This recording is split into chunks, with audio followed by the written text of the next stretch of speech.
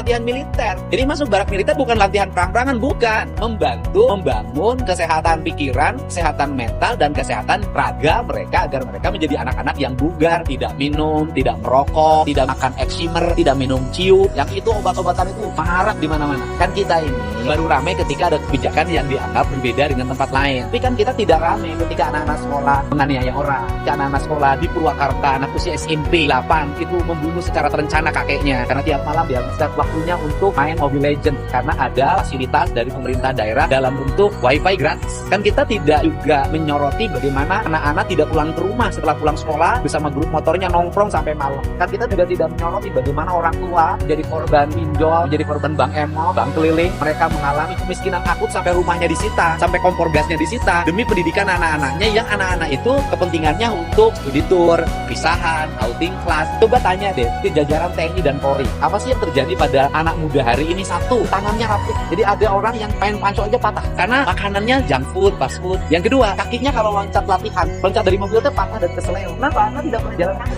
Di balik itu negara, berapa sih kebutuhan subsidi BBM yang digunakan untuk motor-motor yang digunakan oleh anak-anak yang di bawah umur yang belum waktunya berkendaraan bermotor? Coba hitung, saya malah akan melakukan audit itu. Kan kita tidak pernah bicara itu, bahwa ini ada dalam jangka panjang anak kita lemah, jangka panjang anak kita tidak kompetitif. Maka saya merubah paradigma itu dengan cara apa? Banyak orang tua yang hari ini tidak punya kesanggupan lagi menghadapi anak. Banyak guru yang tidak punya kesanggupan untuk menghadapi murid-muridnya. Kenapa? Dia keras dikit nanti dikriminalisasi. Kan perlu dilakukan tindakan-tindakan yang nyata, terukur dan terencana. Maka salah satu pilihannya adalah melibatkan TNI Polri menjadi bagian dari upaya pembinaan mereka. Siapa yang dibina? Mereka yang mengalami kenakalan akut yang sudah mengarah kriminal. Bagaimana cara membinanya? Ya orang tuanya nanti menyerah dalam bentuk surat pernyataan, mengantar ke barak TNI-nya, mengantar ke barak muridnya, dan mereka status pelajarnya tidak akan hilang. Mereka tetap statusnya adalah pelajar SMP A, SMA B, tetap mereka belajar sebagaimana biasa, tapi pola hidup yang dirubah. Satu, misalnya jam tidurnya harus jam 8, susah tuh. Kalau di rumah nggak bisa. Dua, bangunnya harus jam 4 pagi. Tiga, begitu bangun harus mandi. Setelah mandi mereka membereskan ruang tidur mereka. Setelah itu mereka membersihkan lingkungan halamannya. Setelah itu mereka harus sarapan pagi. Setelah itu mereka pergi ke sekolah. Sore harinya nanti mereka belajar berolahraga, bersepak bola, main volley, latihan baris berbaris, push up, sit up. Yang itu saya lakukan dulu ketika SMA. Diajarin puasa Senin Kamis. Setelah maghrib mereka belajar mengaji bagi muslim. Kan bagus arah pembinaan yang tidak didapatkan di ruang lingkup kehidupan pribadi mereka di lingkungan rumah.